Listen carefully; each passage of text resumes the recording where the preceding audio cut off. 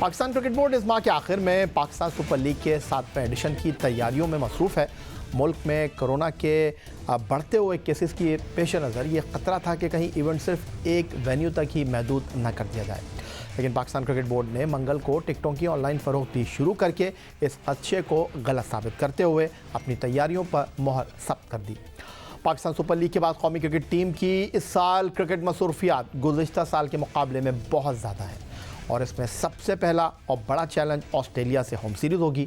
दूसरी जानिब Pakistan cricket board में नए चेयरमैन रमीज़ हसन राजा तब्दीलियों के साथ मामलात को बेहतर करने की कोशिश करने का दावा कर रहे हैं, लेकिन बहुत से मामलात में उनके दावे गलत साबित हो रहे हैं। पाकिस्तान क्रिकेट बोर्ड और कौमी क्रिकेट टीम के मामलात और मुल्क में डोमेस्टिक क्रिकेट के इंफ्रास्ट्रक्चर पर बात करने के लिए हमारे साथ मौजूद हैं वनडे क्रिकेट में पहली हैट्रिक स्कोर करने वाले टेस्ट फास्ट बॉलर जलालुद्दीन साहब। लाहौर स्टूडियो से हमें ज्वाइन कर रहे हैं साबिक टेस्ट क्रिकेटर अब्दुल रहमान, और कराची से हमें आज ज्वाइन कर रहे हैं पेशावर ज़ल्मी के मुशीर और क्रिकेट मुबस्सिर डॉक्टर काशिफ अंसारी। आप सबको प्रोग्राम में खुशामदीद कहते हैं। प्रोग्राम की शुरुआत में कुछ बात करना चाहूँगा। पाकिस्तान सुपर लीग के सीज़न 7 2022 के लिए पाकिस्तान क्रिकेट बोर्ड ने कैटेगरी का ऐलान किया, तो उनमें सीनियर क्रिकेटर शुएब मलिक, मोहम्मद हफीज़, मोहम्मद आमिर और कामरान अकमल की कैटेगरीज़ में तनज़्ज़ुली कर दी गई, जिसके बाद कामरान अकमल ने शदीद एहतजाज किया था। कामरान अकमल को पाकिस्तान क्रिकेट बोर्ड ने प्लाटीनम से गोल्ड कैटेगरी में मुंतखब किया और ड्राफ्ट में पेशावर ज़ल्मी ने उनको सिल्वर कैटेगरी में मुंतखब किया, जिसके बाद कामरान अकमल ने PSL खेलने से मना कर दिया था, लेकिन बाद में पेशावर ज़ल्मी के कोच मोहम्मद अकरम ने उनसे मुलाकात करके उन्हें मनाया। 15 दिसंबर 2021 को स्कोर प्रोग्राम में गुफ्तगू करते हुए कामरान अकमल ने कहा कि उनका क्या कहना था क्रिकेटर्स के साथ मौजूदा बोर्ड के मामलात के हवाले से, और माजी के बोर्ड्स ने जो रवैया क्रिकेटर्स के साथ रखा, इस तमाम सूरत हाल पर कामरान अकमल क्या बोले। क्रिकेट के मैदानों में आप सफ़र कर रहे हैं, इस पर क्या कहेंगे? कुछ नहीं, अब इस पे तो पीसी भी बेहतर बता सकता है, लेकिन यह है कि जो भी क्रिकेट खेल रहा हूँ और पूरी मेहनत और पैशन के साथ खेल रहा हूँ और अपनी तैयारी कर रहा हूँ और इंशाल्लाह ऐसे ही करते रहेंगे। जो सिनेरियो बना हुआ पाकिस्तान की क्रिकेट का, वो वेरी अनफॉर्चुनेट मैं बोलूँगा कि ऐसा हम सोच नहीं सकते थे एज ए क्रिकेटर। पाकिस्तान के इतना अरसा खेले भी हैं और इस पाकिस्तान के लिए खेले हैं, परफॉर्मेंस दी है। हम सोच रहे थे कि अच्छी क्रिकेट होगी, ऊपर जाएगी, लेकिन मज़ीद नीचे जा रही है। टू मैनी एक्सपेरिमेंट जो पिछली 2-3 मैनेजमेंट रही हैं टीम के साथ, जो बोर्ड के साथ रहे हैं, उनकी वजह से मेरे ख्याल से काफ़ी सफ़र कर रही है पाकिस्तान की क्रिकेट। उसमें डोमेस्टिक क्रिकेट आप देखें, स्कूल क्रिकेट देखें, क्लब क्रिकेट बिल्कुल इग्नोर कर दी गई है, जिसकी वजह से नुकसान हो रहा है। गुफ्तगू की शुरुआत करेंगे डॉक्टर काशिफ अंसारी साहब थे, जो कि पाकिस्तान सुपर लीग की फ्रेंचाइज पेशावर ज़ल्मी के ग्लोबल एडवाइज़र भी हैं। तो डॉक्टर साहब खुशामदीद कहूँगा प्रोग्राम में आपको। और कामरान अकमल ने क्या कहा वो आपने सुना। मैं आपसे ये जानना चाहता हूँ कि पेशावर ज़ल्मी ने उनको डायमंड कैटेगरी में सेलेक्ट नहीं किया, प्लाटीनम कैटेगरी से उनको नीचे किया गया पाकिस्तान क्रिकेट बोर्ड की तरफ से, और जिस तरह उनके साथ रवैया रहा कामरान अकमल के साथ, उनका गुस्सा भी आपने देखा। तो आप पेशावर ज़ल्मी को रिप्रेजेंट करते हैं, ठीक है, कामरान अकमल पेशावर ज़ल्मी ही की नुमाइंदगी करेंगे पाकिस्तान सुपर लीग सीज़न 7 और 2022 में उनको मना लिया गया है। इस तमाम सूरत हाल पर आपका क्या मौक़िफ़ है? बिल्कुल करना चाहिए था, लेकिन सवाल ये है मेरे याया भाई, ये सवाल मैनेजमेंट से किया जाए, ये सवाल उन लोगों से किया जाए जो ये फ़ैसला साजी के अमल में शरीक होते हैं। मेरा फ़ैसला साजी से कोई ताल्लुक़ नहीं, और मुझे पता नहीं है तो मैं क्यों उसके ऊपर तबसरा करूं। लेकिन परफॉर्मेंस देंगे ना ये इंशाल्लाह ताला। कामरान अकमल तो दुनिया में हमेशा ये साबित कर चुके कि T20 में उनसे ज़्यादा काम का खिलाड़ी कोई नहीं है। 6 मैच खेलेगा, 8 मैच खेलेगा, पूरी दुनिया को दिखा देगा कि उसने गलत फैसला किया था। उन लोगों ने इसको सिल्वर कैटेगरी में डाल के, अगले साल वो प्लेटिनम कैटेगरी में होगा इंशाल्लाह। बल्ले को बोलने दो, बल्ले को बोलने दो, गेंद को बोलने दो, अपनी ज़बान खामोश रखो। हर खिलाड़ी के लिए मेरा ये मशवरा है, जिस तरह सचिन तेंदुलकर बगैर इंटरव्यू दिए 10-10 सेंचुरियाँ बना लेता था, जिस तरह विराट कोहली भी हिंदुस्तान को जीत के उस पार पहुँचाता था और ज़बान से एक लफ्ज़ नहीं निकाला करता था, बल्ले को बोलने दो, अपने आप को खामोश रखो, दुनिया तुम्हारी जबान बोलना शुरू कर देगी। जलालुद्दीन साहब, डॉक्टर साहब कह रहे हैं कि बैट को कहने दो, बॉल को कहने दो, लेकिन जब पानी पुलों के नीचे से गुजर जाए, आप डूबने लगे, तो बंदा सांस लेने के लिए हाथ पांव तो चलाता है। यकीनन देखें, अगर खाली बल्ले को बोलने दो, बॉल को बोलने दो, तो फिर तो आप फवाद आलम का केस सामने रख सकते हैं ताबिश खान का के सामने रख सकते हैं। ऐसा यहाँ है नहीं। आपको दूसरी कंट्री से अपनी कंट्री को कंपेयर हम कर नहीं सकते। हमारे यहाँ जो सिलेक्शन प्रोसेस है, चाहे वो PSL के लेवल पे हो, वो उस तरह का जिसे हम कहना चाहें ट्रांसपेरेंट नहीं है। और जिस दफ़ा कैटेगरीज़ को भी जो करा गया है वो भी चेंज करा गया है कैटेगरीज़ को, वो भी एक ग्लोबली जो ट्रेंड है उससे हट के ये बात हुई है। तो आप अपने मुल्क के इन्वायरमेंट में रहते हुए और उन चीज़ों को देखते हुए, मैं समझता हूँ हमें चीज़ें देखनी होगी। हम दूसरी दुनिया से कंपेयर कर ही नहीं सकते, क्योंकि हम कोई चीज़ उनकी दूसरी भी अडॉप्ट नहीं कर रहा है। तो इसलिए हम अपनी बेस पे ही चल रहा है। तो उसको देखते हुए तो मैं कहूँगा कि ये ज़्यादती हुई है। और जो परफॉर्मर है, और ज़्यादा कामरान की बात की आपने, तो कामरान की परफॉर्मेंस तो इशू ही नहीं है।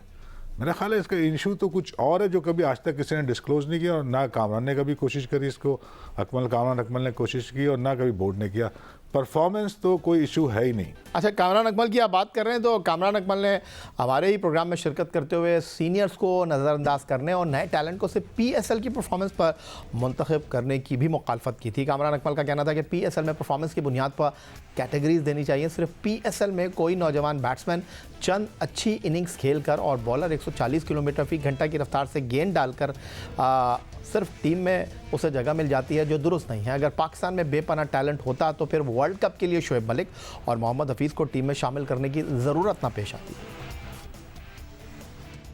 कामरान अकमल साहब, एक बहुत ही सीधा सवाल आपके सामने रखूंगा, क्योंकि मोहम्मद हफीज़ हो गए, आप हो गए, मोहम्मद आमिर हो गए, या शोएब मलिक साहब हो गए, शाहिद आफरीदी साहब हो गए, प्लैटिनम से नीचे वाली कैटेगरी में आ गए। लेकिन दुनिया के बड़े क्रिकेटर्स जो कि रिटायर हो चुके हैं, उनको हम प्लैटिनम कैटेगरी से बढ़कर दिल चाहता है कि रख लें, तो ये डबल स्टैंडर्ड नहीं है? डबल स्टैंडर्ड देखें उनके लिए नहीं है, हमारे लिए, हमारे अपने पाकिस्तान लड़कों के लिए चिराग तले अंधेरा है। बिल्कुल ऐसे ही है। और ऐसे अभी से नहीं, इस बोर्ड को नहीं मैं बोलूँगा या चेयरमैन साहब को नहीं मैं बोलूँगा, कि पिछले 5-6 साल से ऐसे चलता हुआ आ रहा है। और टीम सिलेक्शन से, प्रोसेस से आप देखें, प्रोसेस क्या है सिलेक्शन का, वहाँ से अंदाज़ा लगा लें आप। फिर क्या नाम है, 4-डे क्रिकेट को इतनी अहमियत नहीं देनी, 1-डे क्रिकेट को नहीं देनी। PSL जब शुरू होती है, 1-2 लड़के वहाँ से फिर जो 3-4 छक्के मारते हैं, एक आधा स्पेल या 1-2 बॉल 140 प्लस कर लेते हैं, तो उनकी जगह ऑटोमेटिकली टीम में बन जाती है, चाहे वो डोमेस्टिक सीज़न खेले या ना खेले। परफॉर्मेंस दी है तो एक कैटेगरी में हम लोग 4 साल कंटिन्यू खेल रहे हैं, नहीं तो परफॉर्मेंस 2 साल ना होती तो ऑटोमेटिकली एक कैटेगरी नीचे आ जानी थी।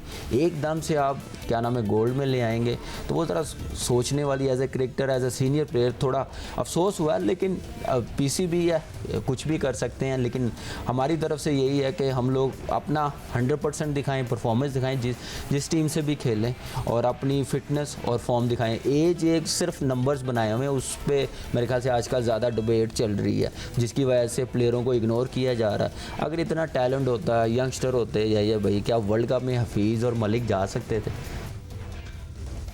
रहमान साहब, आपको भी गुफ्तगू में शामिल कर लेते हैं। लाहौर स्टूडियो साहब हमारे साथ मौजूद है। कामरान अकमल कह रहे थे, जो कुछ आपने सुना, वो कहते हैं कि जनाब उम्र सिर्फ एक नंबर है, इसको नंबर के तौर पर ट्रीट करना चाहिए, इसको अपना जो है एजेंडा नहीं बनाना चाहिए। बिल्कुल याया भाई, जितनी भी कामरान अकमल ने बातें की हैं वो बिल्कुल अच्छी की हैं और सही मौके पे की हैं, क्योंकि पाकिस्तान की डोमेस्टिक की कोई वैल्यू नहीं है। वैल्यू तो तब होती है कि जब कोई परफॉर्म करके पाकिस्तान टीम में वहाँ से पिक होता है। तो जितने साल खेलते रहे, आगे भी देख रहे हैं, पिछले 2-3 साल से पाकिस्तान की डोमेस्टिक से आपको कोई भी प्लेयर नहीं मिलता जो यंग हो, क्योंकि आप यंग प्लेयर को डोमेस्टिक खिलाते ही नहीं है। खिलाते हैं तो 1 सीज़न खेलता है, आगे 2 सीज़न वो गायब होता है। और PSL में हर बंदे की यही अप्रोच है कि वो PSL खेलेगा और उसको पता है कि वो पाकिस्तान खेल जाएगा। तो PSL में कई ऐसे प्लेयर्स भी खेले हैं कि जिनको पाकिस्तान के प्लेयर्स के नाम भी ठीक तरीके से पता नहीं होते, तो उनकी पिकिंग हो जाती है और वो पाकिस्तान टीम में भी आ जाते हैं और PSL भी खेल लेते हैं। और सीनियर्स की कोई इज्जत नहीं होती, जैसे भी कामरान के साथ हुआ। तो ये पहले बैठ के डिसाइड करना चाहिए था। इस मोस्ट सीनियर प्लेयर, आप जब अनाउंस करने के बाद उसके साथ बैठ रहे हैं, तो आप अनाउंस करने से पहले उसके साथ बैठे, उसके साथ डिस्कस करें कि आगे हमारा ये प्लान है और हम इस पे काम करेंगे, आप एग्री हैं, ये जो भी आपकी डिस्कस हो, फिर उस पे काम करना चाहिए। आप डायरेक्टली आके इन प्लेयर्स को, दुनिया में जो रिटायर प्लेयर्स हैं, आप उनको सबसे ऊपर वाली कैटेगराइज में पिक करते हैं। जो पाकिस्तान के सीनियर प्लेयर हैं, आप उनको सबसे नीचे वाली कैटेगराइज में पिक करते हैं।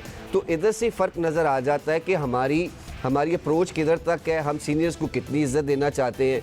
तो जब क्रिकेट से ऑफ होना है तो क्रिकेट को अच्छे तरीके से ऑफ करना चाहिए, उनको बिठाना चाहिए, उनसे अच्छे तरीके से बात करें कि क्रिकेट अगर आहिस्ता आहिस्ता आपने उनकी ख़त्म भी कर दी है या उनको नहीं खिलाना तो फिर उनको पहले बता देना चाहिए। तो अफसोस के साथ कहना पड़ता है और अच्छा भी नहीं लगता आके टीवी पे ऐसे बातें करना, क्योंकि हम भी खेलते रहे हैं और अभी भी खेलते हैं, लेकिन इन चीज़ों से क्रिकेट बहुत नीचे चली जाती है। हमारी डोमेस्टिक कुछ भी नहीं होती, खेलते हैं लोग, पिचों का कोई आइडिया नहीं होता, अंपायर्स का उधर कोई आइडिया नहीं है, क्या हो रहा है उधर क्या नहीं हो रहा, बस एक लिस्ट आ जाती है कि ये परफॉर्म कर रहा है। एंड ऑफ टाइम आप फिर भी जब ज़रूरत पड़ती है तो डोमेस्टिक में 35 साल से ऊपर वाले लड़के को पिक करके खिलाते हैं जिधर भी आपको ज़रूरत पड़ती है।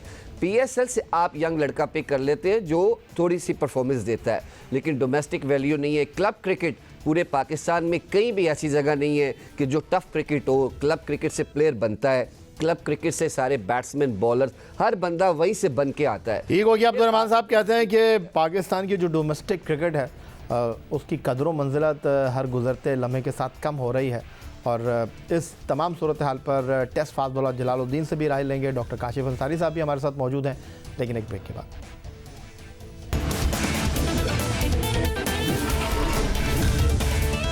सीधा जलालुद्दीन साहब आपकी तरफ आऊँगा। जो बात कर रहे थे ब्रेक से पहले अब्दुर्रहमान के डोमेस्टिक क्रिकेट को किसी भी मुल्क में एक सीढ़ी समझा जाता है बैनुल अक़वामी क्रिकेट में अपने आप को मुतारिफ़ कराने के हवाले से, लेकिन रहमान साहब को बड़े कंसर्न है पाकिस्तान के फ़र्स्ट क्लास क्रिकेट के हवाले से जो उन्होंने कहा, आप क्या कहेंगे?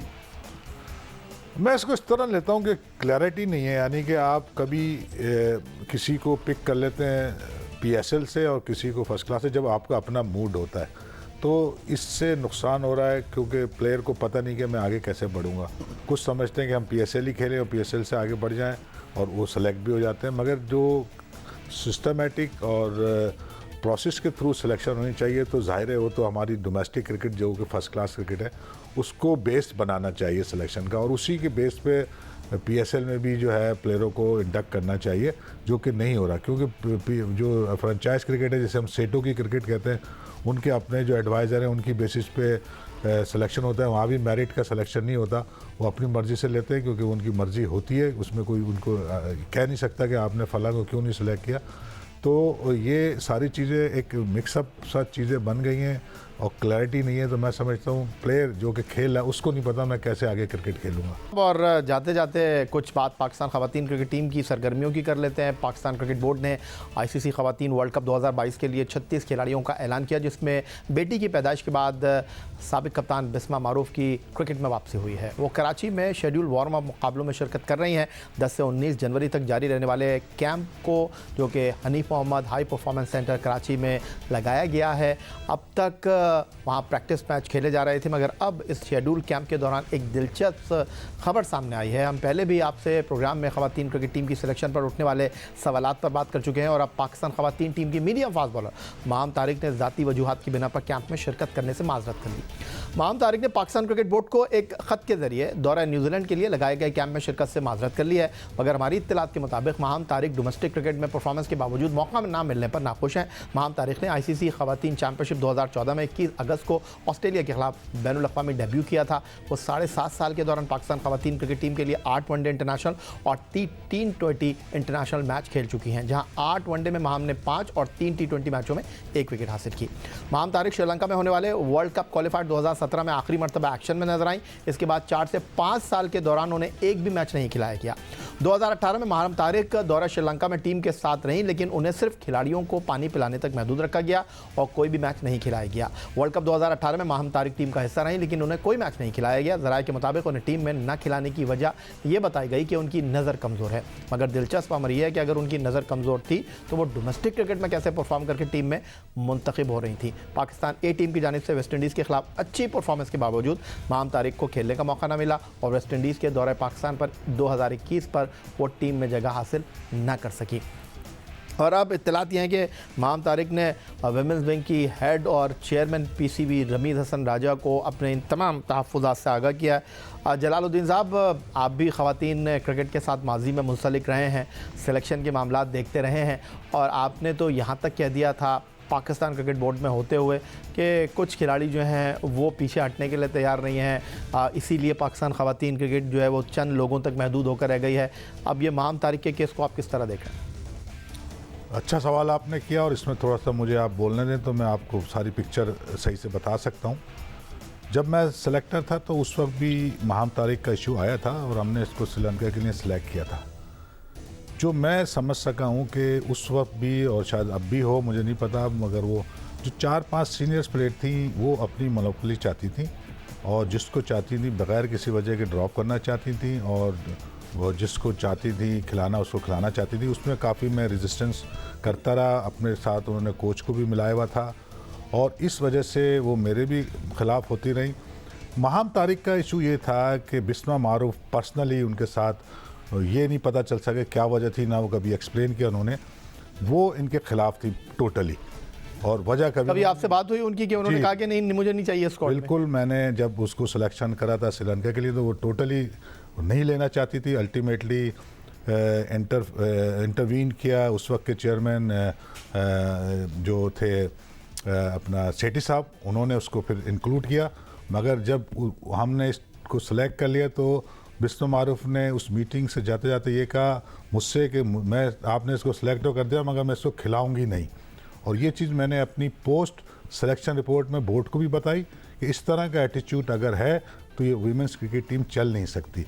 ये रिपोर्ट आज भी वहाँ मौजूद होनी चाहिए। मैंने जमा ऑफिशियली उसको कराई थी। मैं हर दफ़ा सिलेक्शन के बाद पोस्ट सिलेक्शन रिपोर्ट एक जमा कराता था बोर्ड को, और चंद लड़कियों को जो कि थी अच्छी उनको मैंने सेलेक्ट किया। मुझ पर चार्ज लगने लगा जी आप कराची लड़के सेलेक्ट करती हैं। मैं तो चला गया मगर आज तक वही लड़कियां टीम में मौजूद है। तो इसका मतलब यह है कि वहाँ पे कुछ ग्रुपिंग का बहुत इशू है, और सीनियर प्लेयर को मैंने ये फील किया कि कोई और परफॉर्मेंस करे तो वो उसको फिर अच्छा नहीं समझती थी। तो इसलिए जो कल्चर है पाकिस्तान टीम में वो ऐसा है कि मैं नहीं समझता कि अच्छा हो सके, और जो भी कोच आया उसकी डायरेक्शन भी गलत है। हम पावर हिटिंग की तरफ जाते हैं, हमारा स्टैंड पावर हिटिंग नहीं है। जो कोच है उसको पता नहीं कि किस तरह हम मैच जीत सकते हैं। तो इसके लिए बहुत ज़रूरी है कि पूरा रिवैम्प टीम के अंदर होना ज़रूरी है, और नीचे से प्लेयर आ रहे हैं थोड़े थोड़े करके, उनके लिए कोई सिस्टम बनना चाहिए। तो महाम तारिक का केस सीनियर प्लेयरों ने ख़राब किया हुआ है। चीज़ में इसमें जो आपने मेडिकल वाली बात की महाम तारिक की, तो उसके बाद भी क्योंकि डोमेस्टिक में इसने अच्छा परफॉर्मेंस किया तो हम आगे खिलाना चाहते, तो उस वक्त उनके पास जवाब नहीं बन रहा था। तो उन्होंने ये इशू निकाला कि इनकी एक आंख जो है वो ब्लाइंड है या उससे नज़र साफ़ नहीं आता है। तो जब मैंने कहा कि ये 4-5 साल पहले खेल चुकी है और परफॉर्म कर रही है, तो अब इस इशू को उठाने का क्या फ़ायदा। मगर बोर्ड में लोग मिले हुए थे, उन्होंने इसकी रिपोर्ट कर दी और इससे कहा गया कि पहले आप इलाज कराएं, देन आपको सेलेक्ट करेंगे। मेरा ख्याल है, मुझे नहीं पता कि उसने इलाज किया उसके बाद फिर वो सिलेक्ट हो गई। तो ये बहानेबाजी जिसे कहते हैं ना, वो होता रहा है। और इसी तरह कुछ प्लेयरों का और भी इसी तरह के इश्यूज़ हैं कि वो जो परफॉर्म कर रही होते हैं उनको पीछे की तरफ धकेल दिया जाता है। इसको देखने की ज़रूरत है, और पाकिस्तान वुमेन्स टीम बेहतर हो सकती है, मगर इस सिनेरियो में या जो ये कल्चर बना हुआ है इससे कभी भी नहीं होगी। एक बात मैं कहता चलूँ, जो उरूज मुमताज़ जब मैं सेलेक्टर था मेरे बाद वो आई थी, एक काम उन्होंने अच्छा किया था, कुछ इस मोनोपोली को तोड़ा था, बाकी काम उन्होंने अच्छा किया नहीं किया ये ज़रूर किया था। बहुत शुक्रिया आपका जलालुद्दीन साहब, बहुत शुक्रिया आपका अब्दुल रहमान साहब, और हमारे साथ पाकिस्तान सुपर लीग की फ्रेंचाइज पेशावर ज़ल्मी के global adviser doctor Kashif Ansari साहब भी मौजूद थे। आज के हमारे मेहमान थे, और पाकिस्तान क्रिकेट के मुस्तकबिल, पाकिस्तान क्रिकेट के चैलेंजेस और ख़वातीन क्रिकेट पर आज के इस प्रोग्राम में हमने गुफ्तगू की। यही आज का हमारा प्रोग्राम था। ट्विटर पर आप मुझे फॉलो कर सकते हैं, फेसबुक पर हमारा पेज score.geo, जहाँ जाकर आप इस प्रोग्राम की क्लिप्स एक बार फिर देख सकते हैं, और आप हमें ईमेल कर सकते हैं, अपनी राय से आगाह कर सकते हैं score@geo.tv पर। इस दुआ, इस उम्मीद, इस तवक्को के साथ कि पाकिस्तान में खेल और खिलाड़ी तरक्की करते रहें, सैयद याहिया हुसैनी को स्कोर की पूरी टीम के साथ अपने आज के मुअज़्ज़ज़ मेहमानों के हमरा इजाज़त दीजिए। अल्लाह हाफ़िज़।